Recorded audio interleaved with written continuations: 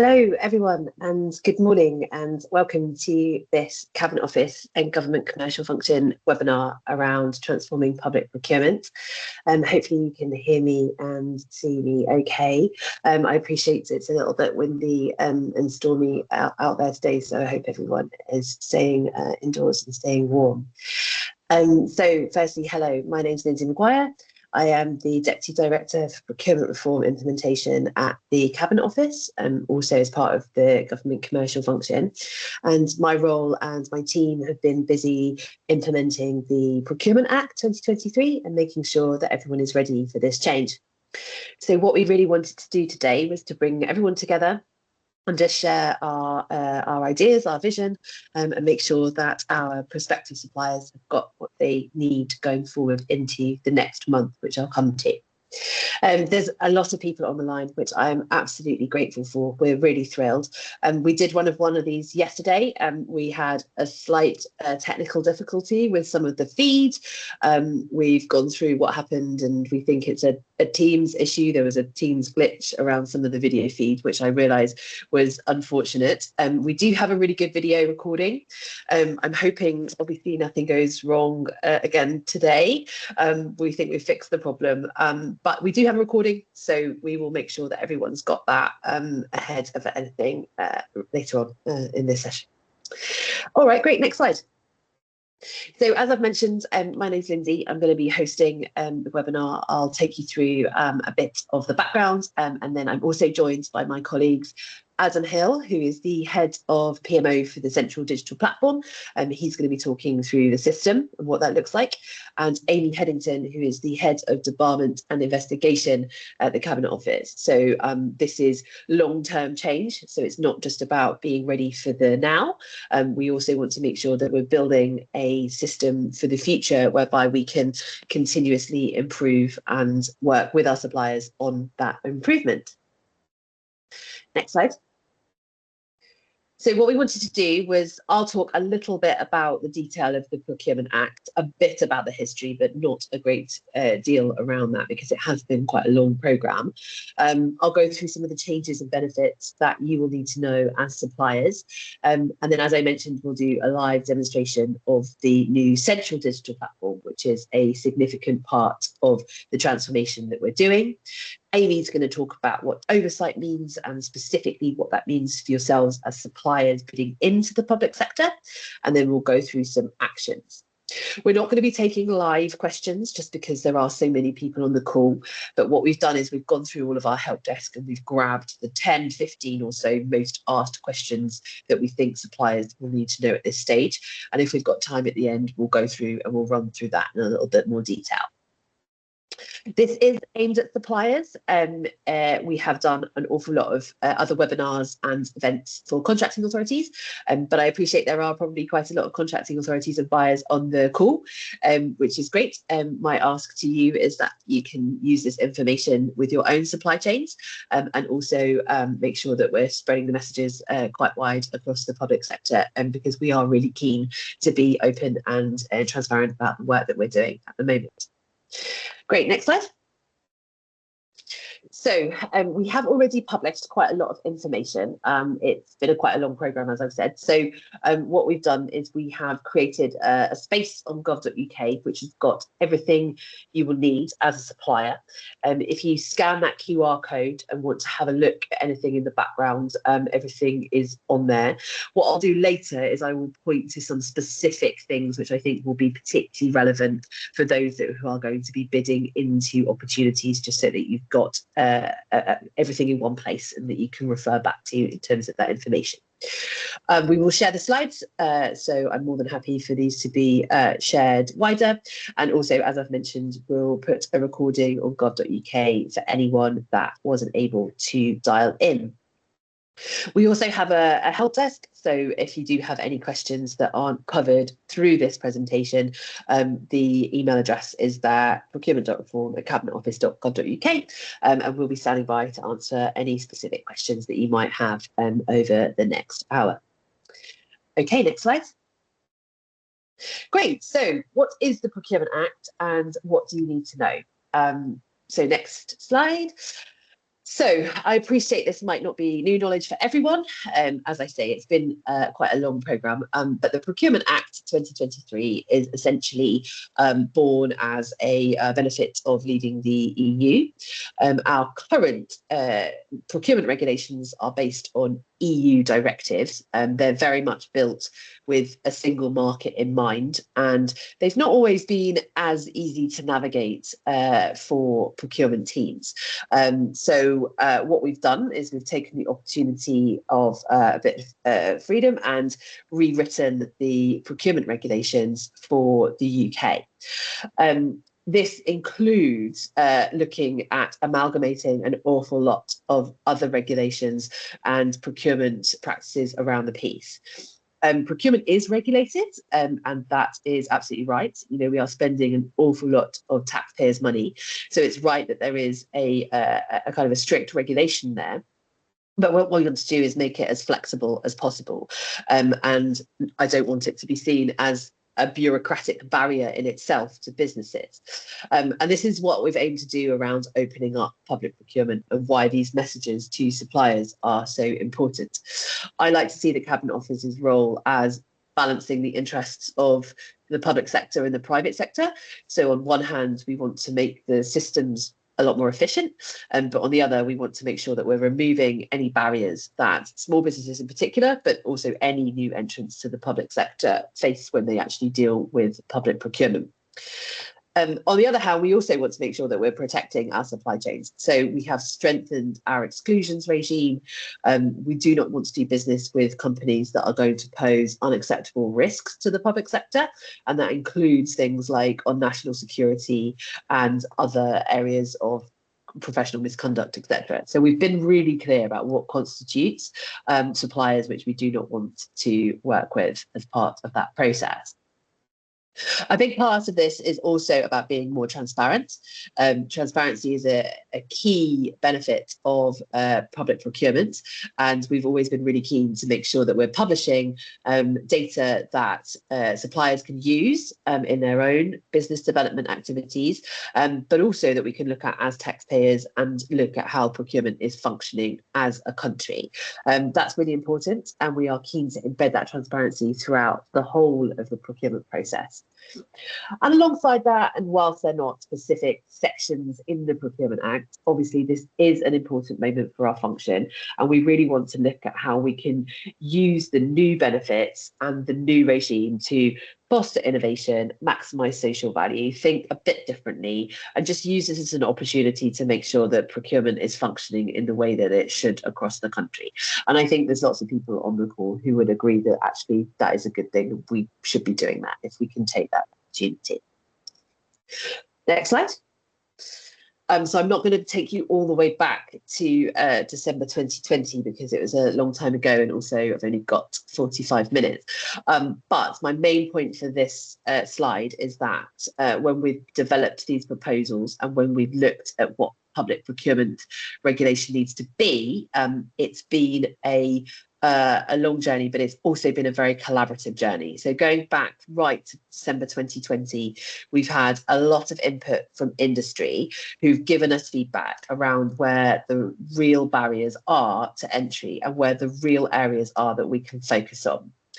And that's quite important because that means we have genuinely tried to build in things within the legislation which should make it easier for everyone.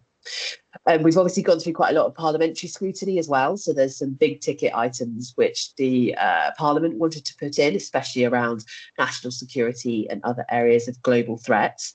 The other really important thing to flag is that we've always seen this as long-term change for our function. So we've put a lot of investment into guidance, templates, meetups, communities of practice, sharing best practice to make sure that actually it's not just about the legislation, it's also about making sure that our procurement people are comfortable and equipped to drive this forward.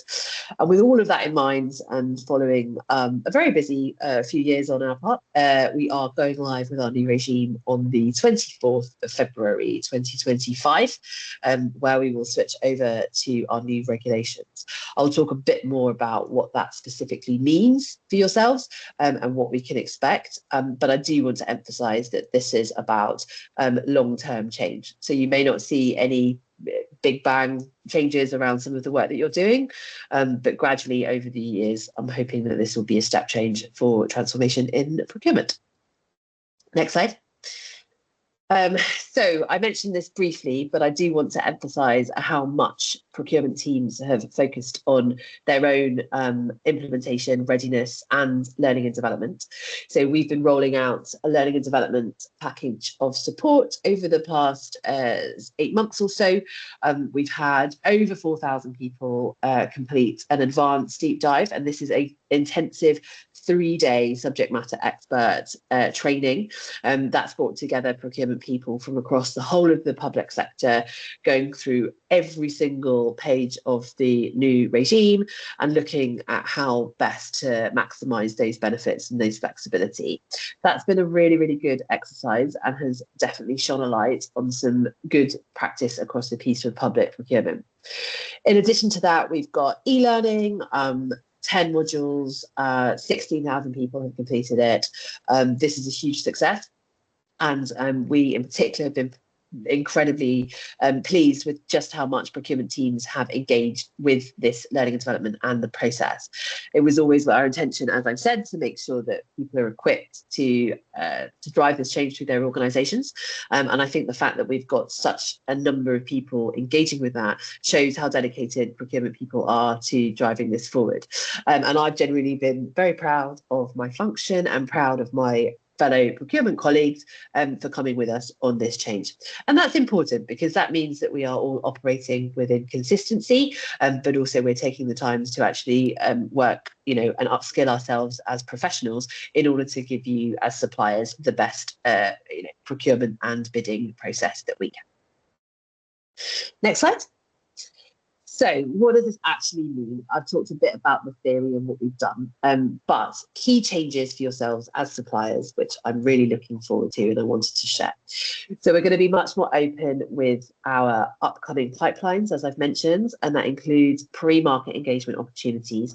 All of that will be in one place, which is the central digital platform, which my colleague Adam is going to talk through. The pipelines aren't going to be there immediately because there will be a little bit of a switchover. But my vision for that is in a few years' time, if you are a small business operating in the northwest of England, for example, you'll be able to go into the system and see absolutely every single opportunity across the piece. We also want to embed more flexibility in procurement. We get a lot of feedback that procurement procedures are overly bureaucratic and not particularly proportionate to things that we're buying, and it is difficult to adapt to any changes during that process. So what we've done is we've introduced more flexibility. I'll talk a bit about what that might mean for complex procurements in a second. Direct awards in case of urgency. There is always going to be things that the public sector buys which we need to do immediately. So there is always going to be a need for that direct award. We've made sure that's all enshrined in legislation. I've mentioned about exclusions. We want to be really clear what constitutes an exclusion. This should help you as suppliers as well. The current regulations make it a little bit difficult to confidently understand the exclusions, but we've put everything in UK law. We've made it really clear about what constitutes growth of conduct, etc., etc. That's a definite benefit. Supplier feedback. Now, this is one of the things that we get consistently, that suppliers are not receiving solid enough feedback from their bids, which makes it difficult to adapt to changes if they've lost. What we've done is we've put a requirement on public bodies to provide detailed assessments, standardised assessment templates, with the aim of providing greater consistency of information and providing suppliers what they need to be able to develop and move forward following that. Next slide. So other things that we've done is we are moving from most economically advantageous tender to most advantageous tender. I realise that is very techie and very kind of procurement sort of nerd speak, but actually it's quite important because we really want to signal that for some of the things that we buy, lowest cost isn't always the right option. It has to be a solution that works for the whole of the public sector. And that covers more than just cost. That covers social value, it covers where your delivery, point of delivery, etc. Having a good rounded value framework for procurement is really important. And similarly, contract change. So there's a bit of a misconception that procurement is about bidding, it's about providing tenders and those responses, but actually procurement goes through the whole of the life cycle. So we want to make sure that contract management and how contracts are managed in life is really clear and fit for purpose. So with that in mind, we've made that a bit more flexible. There's more grounds for change. It should be easier to come to agreements in life for those contracts, and it will be easier to show what that change is. All of that obviously will come down a bit further down the line, because initially there won't be any contracts to do any of that change, but we're hoping on some of the big infrastructure programs this is going to be particularly relevant when it comes to dealing with unforeseen circumstances in the life of those huge contracts. Similarly, key performance indicators, we are planning to publish those. This is a way of raising standards across the piece. So suppliers and contracting authorities will be required to come to that agreement as to what constitutes the published version of those key performance indicators. Again, this is not going to be straight away because there won't be any contracts with those KPIs. But actually, this is a great way of raising standards for everyone and demonstrating that public procurement is adapting and evolving for everyone and ourselves as taxpayers. And finally, and one of the things that we are particularly proud of and building on actual real life challenges which we've seen in the supply chain, and we've enshrined prompt payment into the contract. So that is now an implied term.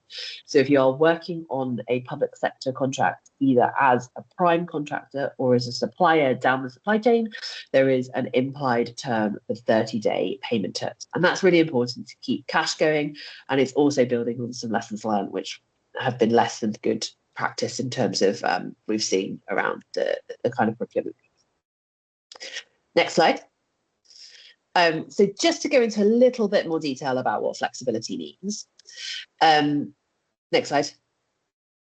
There are two ways of competitive tendering. And I want to be clear that not every procurement is going to be this brand new, flexible, competitive landscape, because not every procurement is suitable for that. So we still have an open procedure, and that works in lots of marketplaces where there is clear demand, clear supply, clear requirements, lots and lots of things that we buy, consultancy services, works, very kind of standard in terms of that pricing. That open procedure will continue, and that's there for a reason.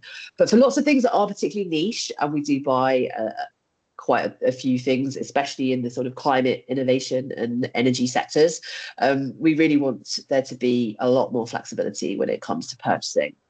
And as I say, this is not going to be for every single procurement.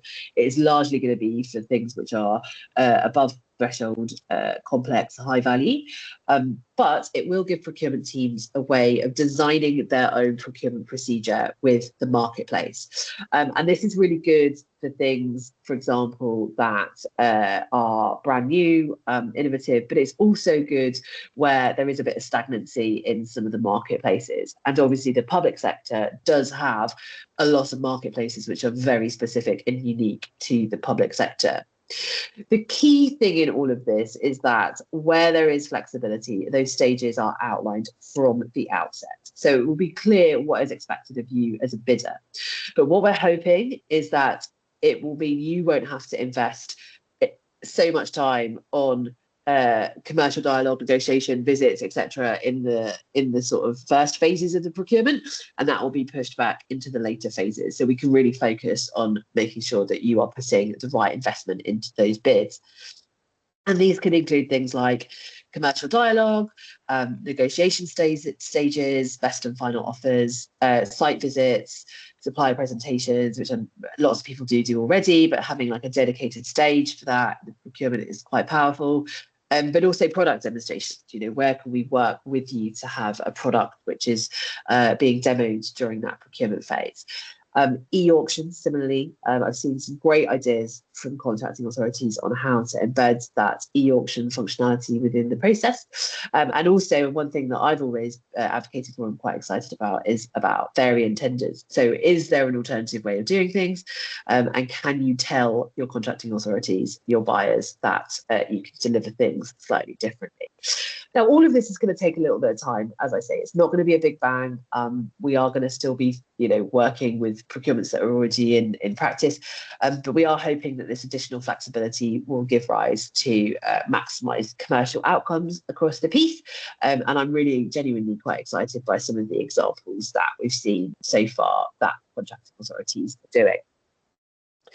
Okay, next slide. I know a lot of you will also be on frameworks, and I appreciate that is how a lot of the business gets done in the public sector.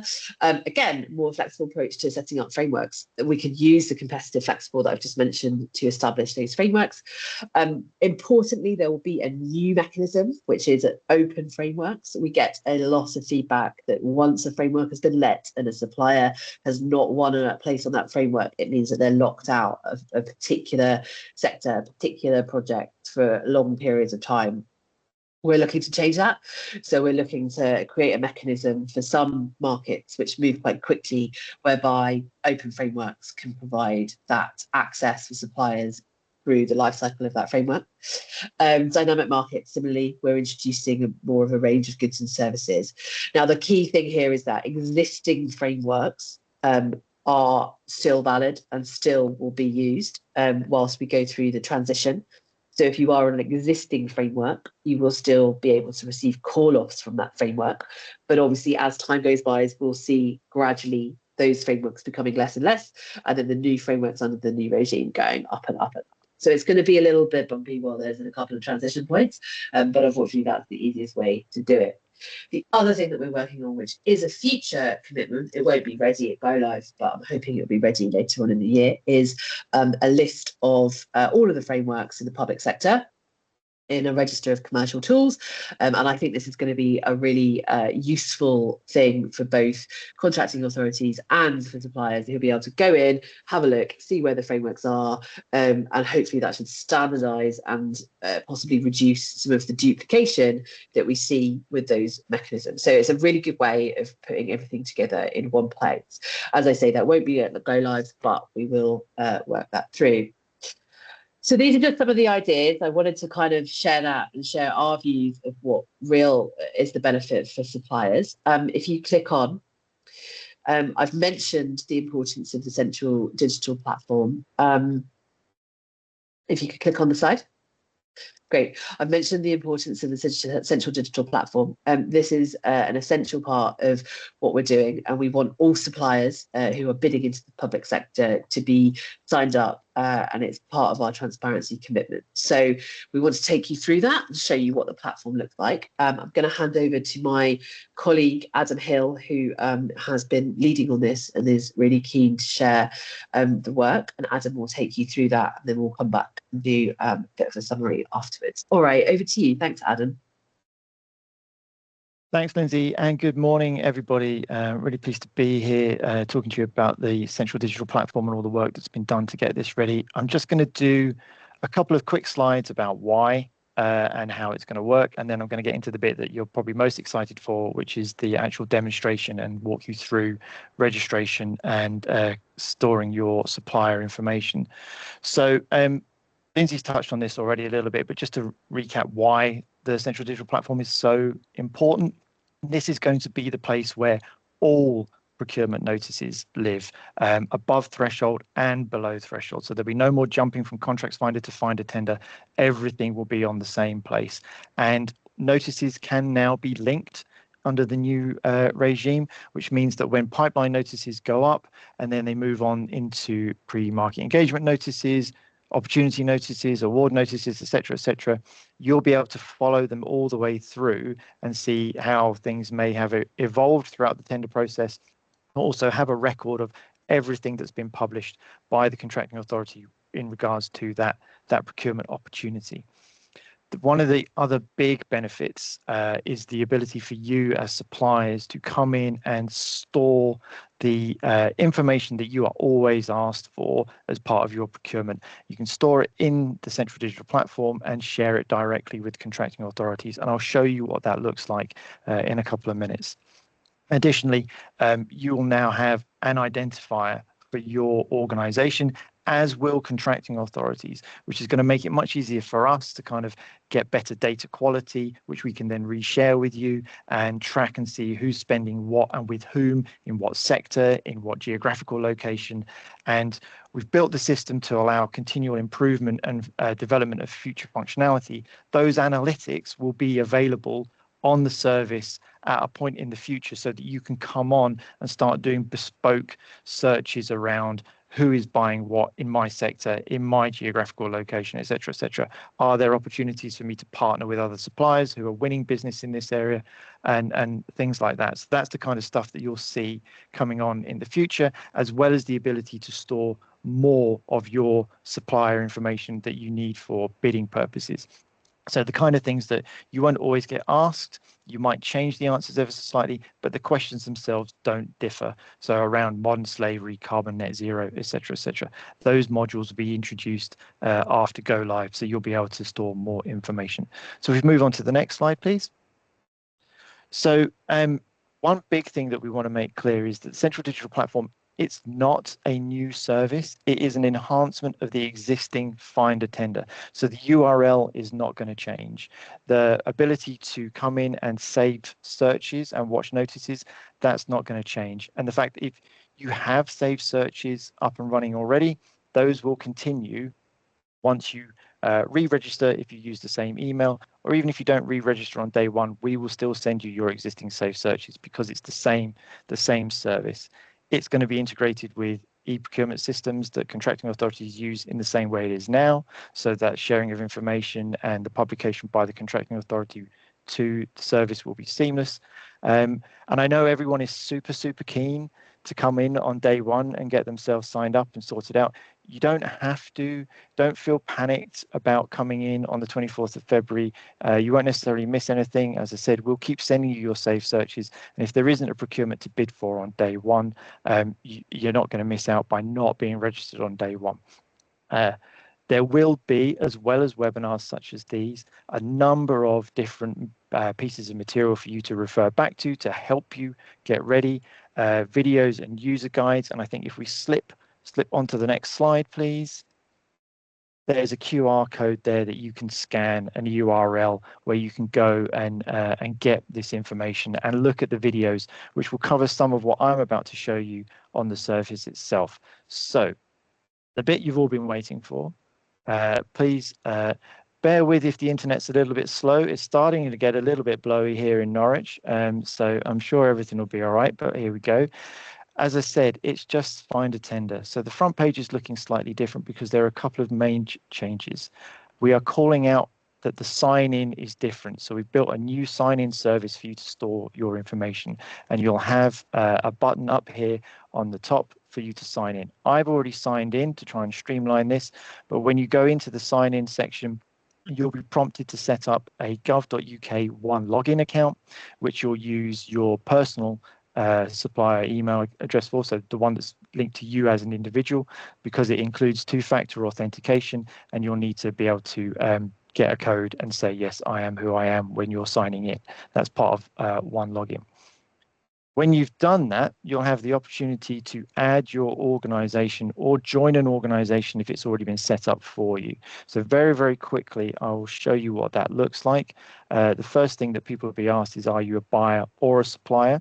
You will have the opportunity to register as both under the same organization, because we recognize that there are a number of suppliers who act as contracting authorities on occasion and vice versa. So I'm just going to walk through very quickly the supplier process. So we click on the supplier radio button, hit continue. And the first question you're asked is, do you have a company's house number? If the answer to that is yes, you'll be able to input it into the system, and we will call out to the company's house API to get some basic information on your organization, such as your name and your registered address. Now, I'm not going to go through the process anymore. It's just to show you that, but I want to show you what happens if you don't have an organization, a company's house number, sorry. You would simply click no, go on continue, and then you'll be offered the opportunity to enter an alternative registration number that you may already have. And likewise with Charity Commission, if you have one of those, we'll call out to the API and bring some information back. If you don't have any of these identification numbers, that is entirely fine. You just hit none apply, click continue, and then put in your organization name and fill in the rest of your details. You will be asked for an organization email address. Our recommendation is that you use a shared account because this is the one that's associated with your organizational profile rather than your individual account. Click continue, put in your address where you're based, click continue, and then you'll have the opportunity to review your answers. Now, I'm not going to hit save on this. I'm going to go through the process that I've already started elsewhere to show you what happens. But when you hit save, that will go through to our support desk. The account will be approved and you'll be issued with a public procurement organization number. So I'm just going to skip back so I can show you what that is and what it will look like when your profile is complete. So you'll see I've got my organization name and I've been issued here with a PPON, public procurement organization number. It's a 12-digit code that will be associated with your organization. So if you don't have a Companies House or any other number, that's what you'll use for your identification. Once this has been completed, you will then have the opportunity to complete your supplier information. So this is where you'll store all of the basic information that you get asked all the time when you're bidding for procurements around your basic organizational information, who you are, your registered and postal address, because they may differ, VAT number if you have one, website, email address, organization type, SME, you might be public service mutual, etc., etc. So you'll have the opportunity to say which one you are, and then what kind of legal form you are you a PLC, limited company, and tell us where you've confirmed that. You'll also be asked to tell us about any connected persons that you have. Basic sort of information that you'll be asked to provide there is around who they are, their address, and what kind of conditions of control they have. So you can have multiples. Can they appoint or remove directors, for example? Do they have voting rights, etc., etc.? And you can have as many persons of significant control you require to that are associated with your business. As you see, I've put 2 on for the time being. You can add many others. If just for your information as you go through the process, if we ask you a question and you don't provide an answer, even if the answer is no, and you hit continue, we will flag to you that you need to tell us something. There will be a little bit of error messaging just to guide you through to make sure that you're filling things in properly. Qualifications you're asked to provide. This is just a simple case of telling us what you've got, who it was awarded by, and the date it was awarded. There's no further detail required. You don't have to upload anything to justify that. Likewise, with trade assurances, you'll just tell us what you were awarded, by whom, reference number, and when you got it. And you have the opportunity to change that, remove it if it's no longer valid, or add more as you go through the process. And then exclusions, which Amy will come on to a little bit more detail, but just so you can see an example of the sorts of things we're asking for. If you add an exclusion, you're going to be asked a number of questions around where it happened and what kind of exclusion applies. Now here we link out, so you've got guidance. You can check and see what we're talking about, what's covered by the regulations, and then make sure that you're answering the questions correctly for the person that it refers to. And we're talking about types of penalties, convictions, or discretionary exclusions. So you'll be able to go through all of that and have a look and fill in as applicable. I'm just going to go back to the ones I've put in already so you can see what sort of stuff it's going to look for. So I've said here that yes, we do have an exclusion in the UK. It's related to cartel offences, and that the email for the person it refers to is included. There's no supported documentation, but if there is some for you, you'll be asked to provide it. There's no record on a website, but again, if there is, you'll need to be asked to provide it. And then you'll just be asked, who does it refer to, and provide us with some detail about what it was and how that is being managed. So it's quite straightforward, but obviously, hopefully, you'll all be able to click, no, we have no exclusions, and you'll move forward. Finally, for the kind of basic information you'll be asked to share, financial information, you'll be asked whether your accounts have been audited, yes or no, and asked to upload your most recent accounts to share with the contracting authority. That is a simple document upload. So you would just choose the relevant file and upload it as you would do on many other systems and services. Once you have completed everything to do with your supplier information, you will then be able to share it with contracting authorities as per the instructions they've given you in their bid packs.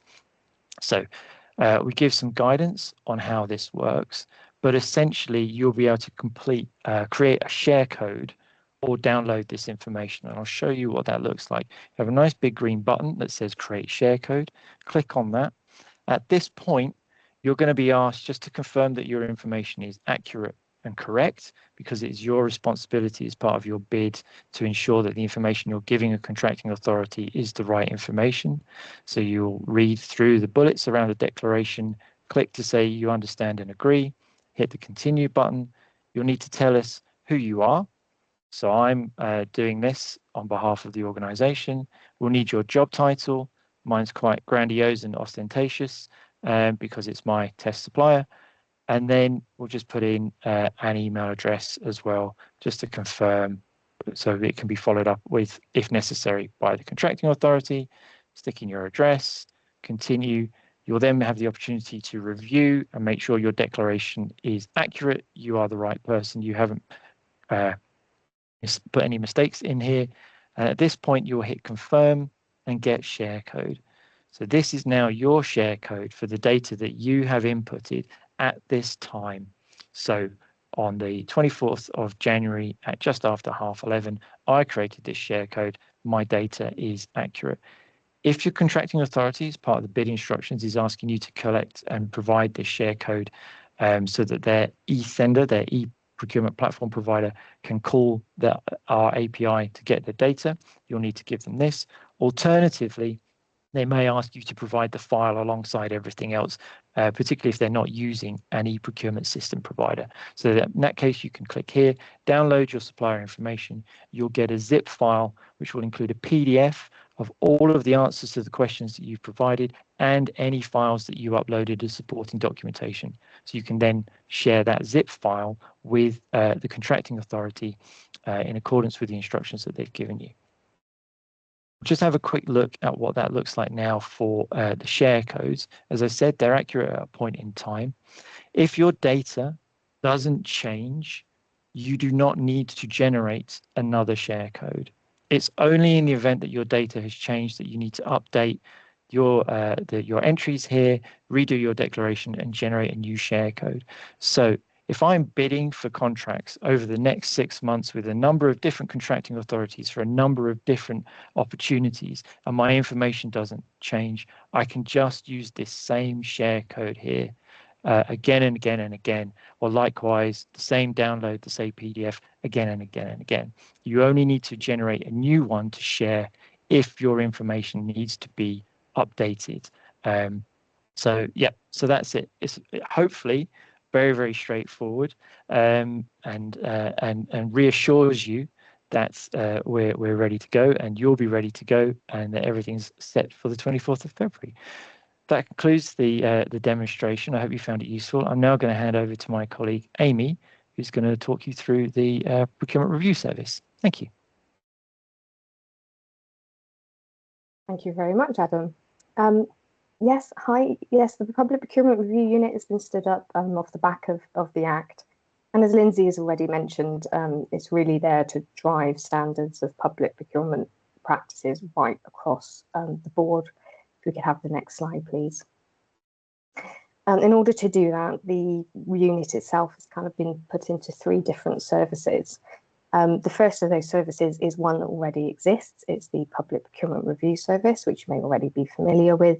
And that's an exclusive service for you as suppliers to be able to raise concerns that you have with actual individual procurements and issues that have been occurred within the last 2 years. Like I say, that is live. You can look at the full scope and remit of that service on gov.uk now, and you can raise referrals to them now. We do, of course, advise that you give contracting authorities the opportunity to overcome any concerns that you have in the first instance. But we are here in the Cabinet Office if you need to escalate that to us. Now, the service, as I said, looks at individual procurements, but it's actually got a really good track record in being able to clear some of those held up invoices. So we're talking tens of millions of pounds have been unblocked by the PPRS over its lifetime. And so on that basis, actually we find that whilst the PPRS is there for any supplier involved in public procurement, we do particularly find it's useful for those smaller suppliers that we have and suppliers that are involved in below threshold procurement. Now that PPRS service will actually work really quite closely with our next service, which is brand new from Go Live, the Procurement Compliance Service. Now the difference between these two is that while the PPRS is looking at an individual procurement, the PCS is there considering what we call institutional or systemic non-compliance. So that can be repeated non-compliances over a period of time, either within a single contracting authority or in numerous contracting authorities. And if we, through monitoring, ongoing monitoring of the actual kind of compliance landscape, we see that that's an issue, we can go in and look into that contracting authority. And off the back of that, we can make recommendations, which may come with a statutory duty to have due regard to those recommendations when carrying out future procurement.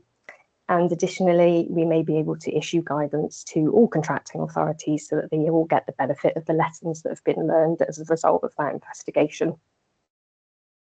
As I say, that these two services will be working really quite closely together. They will be sharing information such that we can help continue with that monitoring of what the compliance landscape looks like. And indeed, if a contracting authority is issued recommendations, the PCS can be monitoring their progress against putting those recommendations to fruition. So those two services are very much focused on raising those practices in the government public procurement on all different shapes and sizes of contracting authorities. And then we have the Debarment Review Service. As been mentioned already, the aim of the DRS is to protect public procurement from suppliers that pose risk. Debarment is different to the exclusions regime, which will continue in parallel, where contracting authorities against those exclusion grounds in Schedule 6 and 7 of the Act can make a decision as to whether a supplier needs to be excluded from an individual procurement. Debarment is really there to consider where a supplier should be prevented from bidding on a wider basis.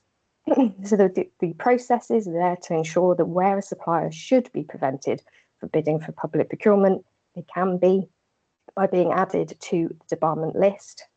But it's worth making very clear that we will not be investigating every supplier that comes up against an exclusion ground, and neither will be investigating every supplier that is actually excluded from a procurement. Obviously, part of our role will be very carefully considering if an investigation is warranted in the circumstances that we've learned about. Now, we won't be engaging with suppliers pre-making the decision to investigate. However, if you do receive notification that we are investigating, we wouldn't expect it to be a complete shock to suppliers either. Internal due diligence against those exclusion grounds means that suppliers will be able to ascertain if there is a possibility that we might approach them.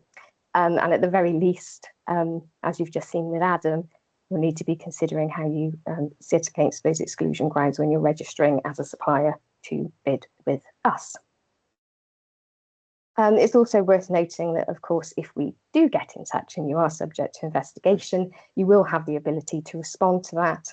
And it's really quite vital that you're able to engage with us on that basis so we can undertake the necessary assessments.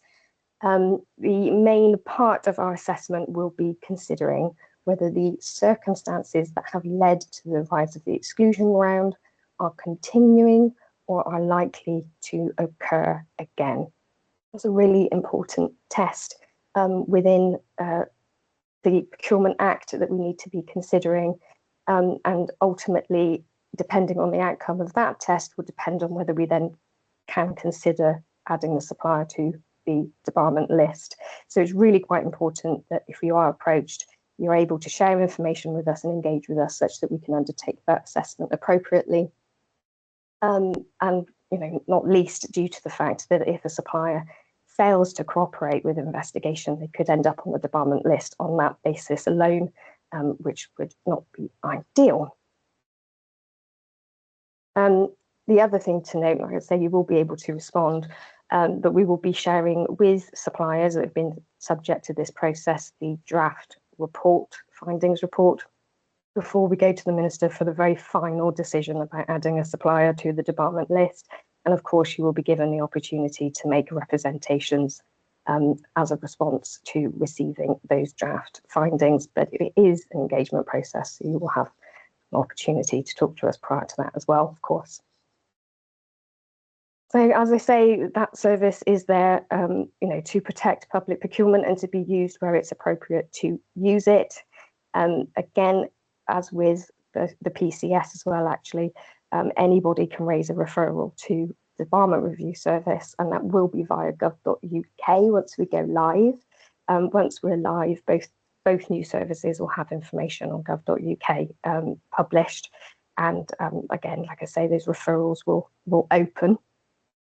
So that, in a nutshell, is how the Procurement Review Unit aims to help drive those good procurement practices across the board and keep them at a high quality that we want them to be. And so I just ask of you as suppliers, please do help us achieve that by engaging with the appropriate services as applicable, and of course being willing to engage with us throughout the processes. Thank you very much. Thank you. Hand it back to Lindsay now. Thanks so much. Yes, thank you, Amy. And if you could click on to the final couple of slides, and thank you, Adam, for the demo. As Amy said, a big part, the previous slide.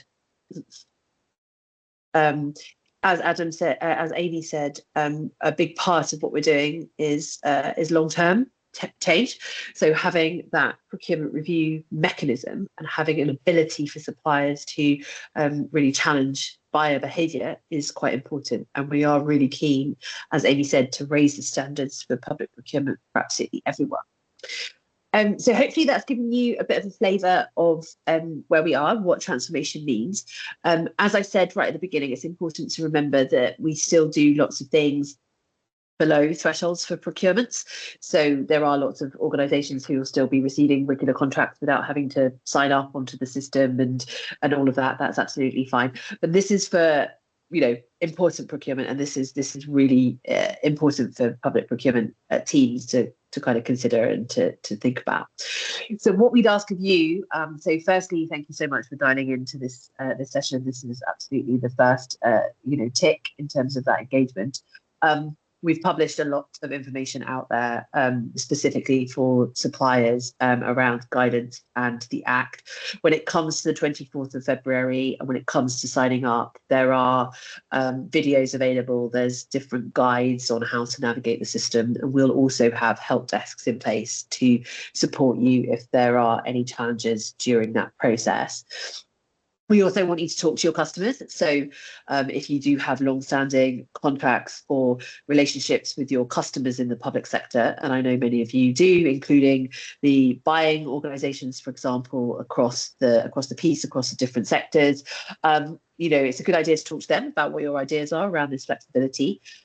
It's important that we have that conversation. I've had some really, really great conversations with suppliers who have had ideas as to how procurement could have worked previously.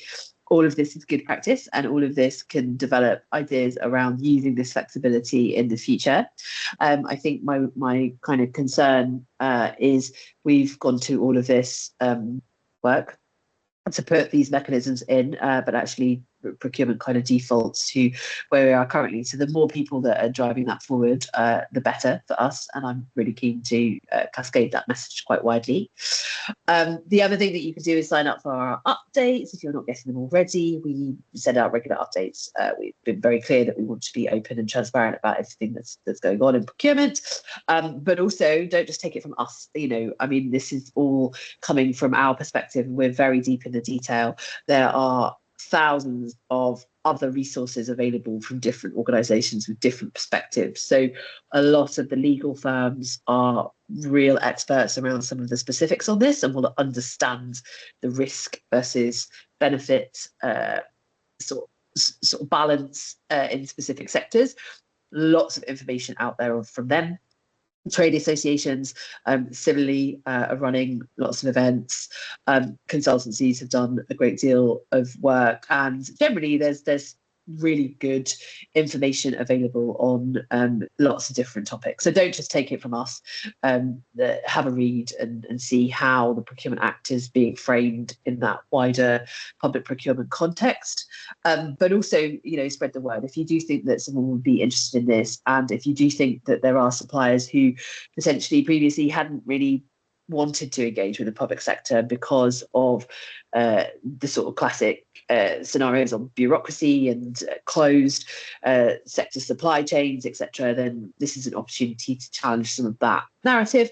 And I appreciate that different customers, different processes, etc. But this is genuinely an opportunity that we're trying to use to sort of generate some of that interest and some of that growth, which I think is important. Next slide. So as I said at the beginning, I'm very conscious that we have published an awful lot of information. Procurement is incredibly important, and we spend a lot of money, and it's also regulated as a fact. So there's guidance, there's L&D, etc. What I've done on this slide and this QR code is try to pull out the really key bits of information that I think suppliers need to know. So this is essentially our supplier go-to guide for everything on TPP. That includes the videos, it includes fact sheets. It also includes a very long document, which is the e-learning manual. I'm not expecting everybody to read every single page of that because it is huge, but what it will show you is it will show you how public procurement teams are being trained to apply this. So if you want to kind of have a look as how public procurement teams will be structuring things in the future, that might be a good starting point. We've also created a new procurement specific questionnaire. So this is the types of questions that people will be embedding in their systems, which sits alongside the supplier information, which Adam spoke about. And we also have a competitive flexible ITT pack, which will give you some examples of what you might see in terms of bid packs. And there's a couple of really good examples there on how innovative procurement could work. So all of that alongside the kind of information that sort of sits in piece should give you a really good flavour of everything that we've kind of done. Okay, great. And finally, if you do have any questions, as I've said on the last slide, we'll just flash up our help desk, which will be available for anything that you might have on the last slide. Great. And if you want to get in contact with us, and as I say, any questions or concerns or challenges, let us know. We've got a team on hand to be able to answer. Okay, great. Now I'm quite conscious of time. We did say that we would do a few questions, but we went slightly over our time limit. I went slightly over my time limit because I can talk about this for days. But there are a couple of key questions which I think might be worth just getting to in the last sort of 7 minutes. So if Adam and Amy wanted to join me in the three. So one of the key questions that keeps coming up on the digital side, Adam, and I think you absolutely explained it in your session, but we're worth just focusing on, is whether suppliers will still have to use other platforms like, and this is just an example, Jagger, Atomis, Proactis, etc., and how that integrates with the supplier information system that you talked about. Yep, absolutely. So the mechanism by which contracting authorities run their procurements isn't changing. So if they use an e-procurement system such as Jagger or Intend or Atomis or all of the many others that are out there, now they will continue to do so. They can continue to do so. Their systems will be integrated with our system so that facilitate the sharing of that basic supplier data that we ran through quickly in the demonstration. And you will continue to send through the rest of your bid information in accordance with the contracting authority's instructions through those e-procurement systems in the same way you do now. So this doesn't remove that requirement, but with the introduction of supplier information and the share code, we're trying to streamline that for you and just take a little bit of that burden away, so you can just reuse the data that you always need, rather than inputting it every time you go into an e-procurement system. Great, thank you. And all of that will be in the videos and in the guides as well, as Exactly. Yeah, fantastic. So Amy, one of the questions that suppliers have, and I think you set out about the expectations around debarment, but I wondered if you could just talk a bit more about what the debarment list essentially is, where it will be, and how it will sit within the procurement process, and how buyers will have to have regard to that debarment list. I shall try and expand. Okay, first things first, the debarment list is a public list, or will be a public list. It will be on gov.uk. It won't be on Find a Tender, but you'll be able to navigate to it from there if you needed to. In terms of what the debarment list will look like, it will essentially identify the supplier that's been subject to investigation and has been decided is excluded, excludable. It will identify which exclusion ground that is on the basis of, and it could be multiple grounds. And as been mentioned, those grounds are really quite varied, but all laid out for you in Schedule 6 and 7 of the Act. Some grounds have different status to others. So in terms of buyers engaging with the debarment list, first, they have to ensure that they are engaging with it at certain points as they progress through their procurement.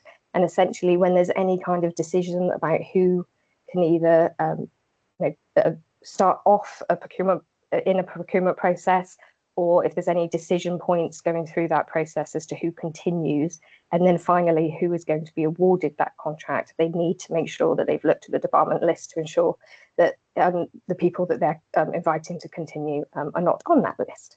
Now, depending on the ground that applies, like I say, it's different statuses. If it's a mandatory ground, at worst case, the supplier is prevented from bidding for any public contract for up to 5 years.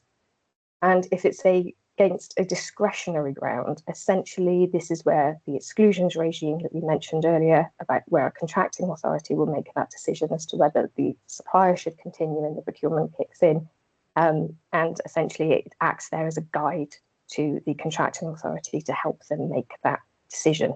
So that discretion still sits with the contracting authority. I think I've answered all of your points, Lindsay. Great, thank you. Yes, I appreciate that, Amy. That's great. The other question, which I will just finish on because I'm conscious of time, is we get quite a lot of questions about small businesses in particular, but also social enterprises and new entrants, and what the best way of going about getting involved in public sector procurement generally is. So the platform, as Adam has mentioned, will have tender notices for procurements, and within that there will be a specific tag for suitability for small businesses. There is already one in FTS, but we're enhancing it so that it'll be really visible. So if you're a small business, I would strongly suggest that you sign up for those notifications and have a look specifically at those contracts which are suitable for small businesses. And the other thing, the frameworks, the register of tools, when that comes online, that will give you a really good picture of where there are frameworks across the public sector landscape. But also, lots of contracting authorities have got their own small business strategies. We have several within central government. So have a look and see how customers and how procurement teams are engaging with small businesses and what events they're doing. I think the key thing for small businesses is really to sort of look at the opportunities, but also look at who is doing the buying across the public sector. And as I said right at the beginning, we're really keen that small businesses and others do engage with us in this process. Apologies, we didn't have time to come to more of the questions, but we will obviously be able to answer anything if you direct that to the help desk, procurement.reform@cabinetoffice.gov.uk. All right, super. We'll leave it there. Thank you so much to my colleagues, Adam and Amy, for taking everyone through your work.